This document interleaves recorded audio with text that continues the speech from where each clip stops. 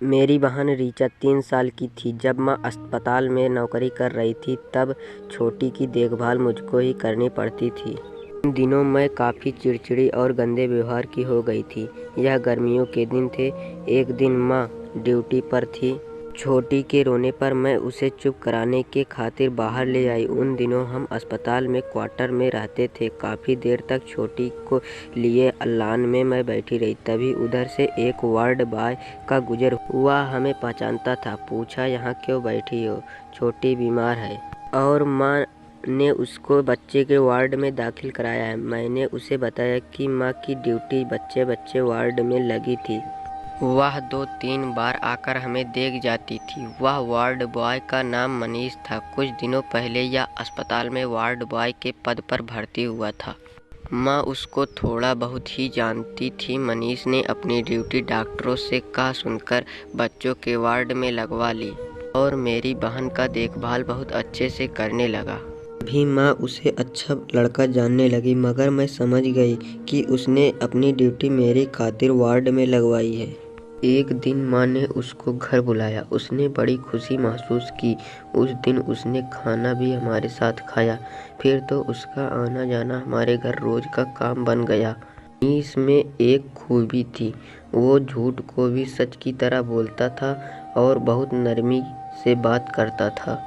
वह हमारे घरेलू मामले भाग दौड़ से हल करने लगा। बाबा की मृत्यु के बाद हमारे घर में किसी मर्द ने कदम नहीं रखा था। मनीष ने उसकी जगह ले ली। हमारे घर का बोझ वह इस तरह उठाने लगा जैसे यह घर उसी का हो। हमारे बाबा अस्पताल में डॉक्टर थे। माँ को उनकी जगह नौकरी मिल गई और हमें यह क्वार्टर रहने के लिए मिल गया जो बाबा ने अलॉट कराया था, वरना रहने का मसला मेरी माँ के विधवापन को सूली पर चढ़ा देता। फिर भी 1000 किस्म के बखेड़े थे जो हम पर गुजर रहे थे। मनीष ने उन बखेड़ों को खुशी खुशी निपटने लगा। माँ ने उसको अपना बेटा बना लिया। बाहर के कामकाज वही सर अंजाम देने लगा। हमें बड़ी सहूलियत हो गई। इस वजह से मनीष की हैसियत घर के एक सदस्य जैसी हो गई। जिस दिन वह घर न आता, हम माँ बेटी उसे दरवाजे पर ताकती थी। खाना तक उसके बगैर अच्छा नहीं लगता था। वाकई माँ को उन दिनों सहारा की ज़रूरत थी और मनीष को मुझसे दिलचस्पी थी। मैं जानती थी वह यह सब सिर्फ मेरे लिए करता है, इसलिए वह मुझे तंग नहीं करता था। किसी किस्म की बुराई की तरफ वह ध्यान नहीं देता था।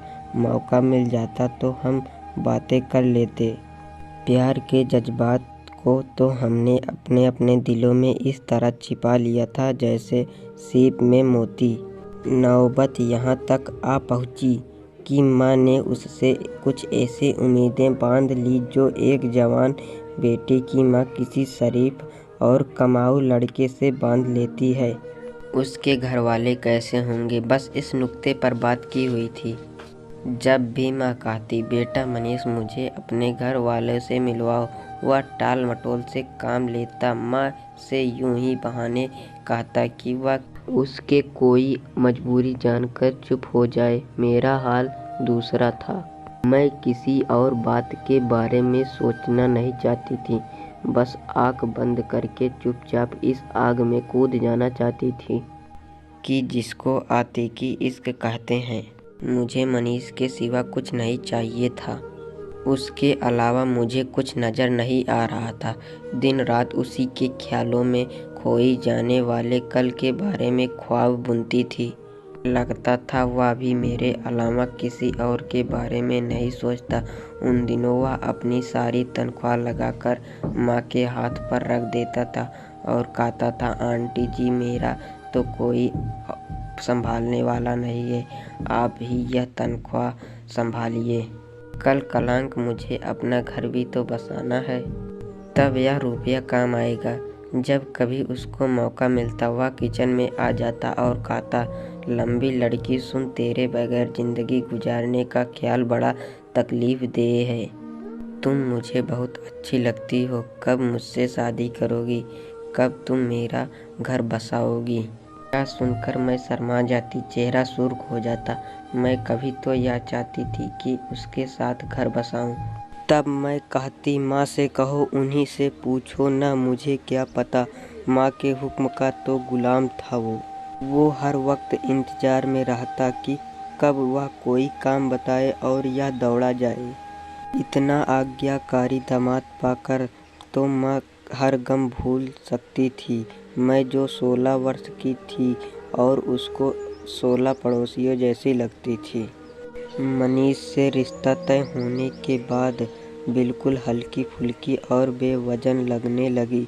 रिश्ता मांगने मनीष की बुआ आई थी, क्योंकि उसने यही कहा था कि उसकी एक बुआ के सिवा उसका इस दुनिया में कोई नहीं था।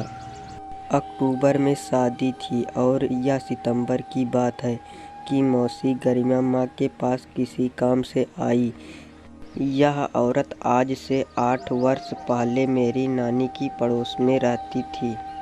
गरिमा मौसी के साथ माँ की बहुत अच्छी दोस्ती थी। उस दिन मनीष हमारे घर बैठा हुआ था। वह दोपहर का खाना खा रहा था। जब गरिमा मौसी आई तो उसने मनीष को गौर से देखा, तभी वह उठकर बाहर चली गई। रानू, यह कौन है? माँ ने बताया, मेरा होने वाला दामाद है। अगले महीने इसके साथ रीचा की शादी कर रही हूँ। क्या ये अच्छा है? हाँ, अच्छा तो है। गरिमा मौसी सोच में पड़ गई और जब माँ चाय लेने किचन में गई तो मौसी ने मुझसे कहा, तेरी माँ से नहीं कहती कि तेरे अरमानों का खून हो जाएगा, मगर बेटी हकीकत यह है कि शादीशुदा और 3 बच्चों का बाप है ये। अगर तू खुद सोच ले तो अब तू अपने आप सयानी हो गई है। मौसी गरिमा की यह बात सुनकर मेरे दिल की दुनिया उड़ गई। मैं गुमसुम हो गई, जैसे मृत्यु ने अपनी परछाई मुझे दिखा दी हो।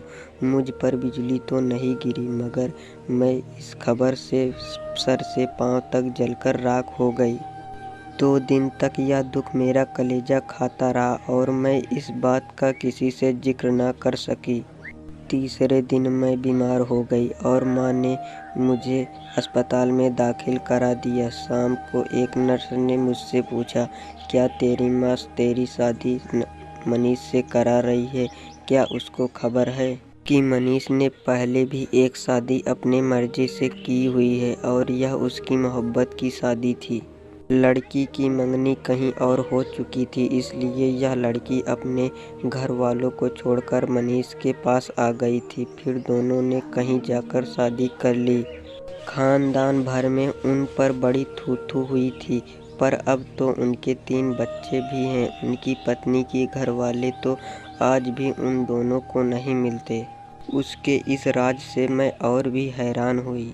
मैंने नर्स से कहा, बहन, क्या तुम मुझे इसकी पत्नी से मिलवा सकती हो? क्यों नहीं, कल ही चलो। अगले दिन एक खूबसूरत सी लड़की वह मेरे पास ले आई। उसने बताया, मनीष मेरा पति और जब से उसका तुम लोगों के घर से आना जाना हुआ है उसने मेरी ज़िंदगी नर्क बना दिया है। घर और बच्चों से अनजान हो गया है। मैं बहुत परेशान रहती हूँ। कुछ कहती हूँ तो मारने को दौड़ता है। हालांकि हमारी शादी मोहब्बत की शादी थी। मैंने उसके खातिर घर बार, माँ बाप हर किसी को छोड़ दिया, मगर उसने मेरी सारी कुर्बानियों को भुला दिया। आजकल तो यह एक पैसा भी घर में नहीं देता। घर खर्च के लिए मैंने जेवर और घर का सामान तक बेच दिया है। अब भूखे रहने की नौबत आ चुकी है, मगर यह बेरहम घर आता ही नहीं। मुझे कहता है कि अगर तुमने मेरा पीछा किया तो घर से निकालकर सड़क पर फेंक दूंगा। यह कहकर वह रोने लगी। उसकी हालत पर मेरे दिल का शीशा चकनाचूर हो गया। जिस इंसान को देवता समझकर मैंने अपने मन के सिंहासन पर बैठा रखा था, उसका पुतला गिरकर चकनाचूर हुआ। मैं हैरानी से सोचने लगी कि क्या ऐसे लोग भी दुनिया में मौजूद हैं?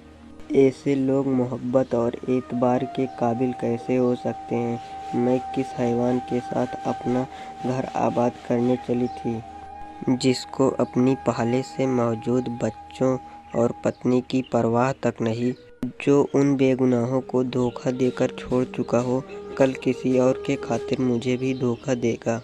मुझे मनीष से दिली मोहब्बत थी। एक बार तो मैंने सोचा कि मनीष से कहूँ कि अपनी पत्नी से तलाक ले और मुझसे शादी करे, लेकिन मन में कहीं न कहीं एक डर और इंसानियत भी डेरा डाल चुकी थी।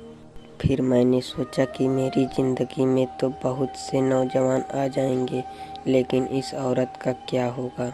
मैं किसी और का घर उजाड़ दूंगी कि घर तो बसते ही अच्छे लगते हैं। जो किसी का घर उजाड़कर अपनी दुनिया बसा ले वह इंसान नहीं हो सकता। यह फैसला तब बहुत मुश्किल था, मगर मैंने यह फैसला कर लिया कि मैं मनीष को छोड़ दूंगी। उस औरत के आंसू मेरे दिल पर असर किए थे कि उन आंसुओं में सच्चाई की ताकत थी, जिसने मुझे उसके साथ एक बिना अनदेखे रिश्ते से बांध लिया था। चाहती तो मैं धोखाधड़ी के केस में मनीष को फंसा सकती थी, लेकिन उसकी पत्नी के आंसुओं ने मुझे मजबूर कर दिया। बस मनीष को समझाया कि आइंदा अगर मैंने उसके बारे में कोई गलत बात सुनी तो मुझसे बुरा कोई नहीं होगा। और उधर उसकी पत्नी से भी कहा कि अगर इस बार ये कोई ऐसी गलती करे तो एक बार मुझसे बता देना। मैं कमसीन थी मगर कम अक्ल नहीं थी। मनीष को दिल से जान से चाहती थी, मगर मैंने यह फैसला मुश्किल से कर लिया। माँ को भी बता दिया कि यह धोखेबाज है। अगर अब आए तो उसको घर में घुसने न देना। कैसे बताऊं कि कितना दुख हुआ। आहिस्ता आहिस्ता यह जख्म भरने लगा। आखिर ईश्वर ने मुझे सब्र दे दिया। आज मुझे कोई गम नहीं बल्कि खुशी है कि ईश्वर ने मुझे एक धोखेबाज से समय रहते बचा लिया। सोचा करती थी कि परमात्मा मेरी तरह की सोच और सूझबूझ हर लड़की को दे और वह ऐसे मर्द के जाल में न फंसे जो अपना दिल खुश करने के खातिर दूसरों को की खुशियाँ छीन लेता है, बल्कि अपने घर और औलाद तक से नाता तोड़ जाते हैं। दोस्तों, हमारे समाज में ऐसे और भी लड़के हैं जो लड़कियों की ज़िंदगियों को उसी तरह बर्बाद करते हैं। लड़कों से यही गुजारिश करूंगी कि प्लीज़ किसी की ज़िंदगी को ऐसे बर्बाद न करें, और मैं लड़कियों से भी यही गुजारिश करूंगी कि वह किसी ऐसे लड़के पर बिना सोचे समझे यकीन न करें। अपनी और अपने घर वालों की ज़िंदगी को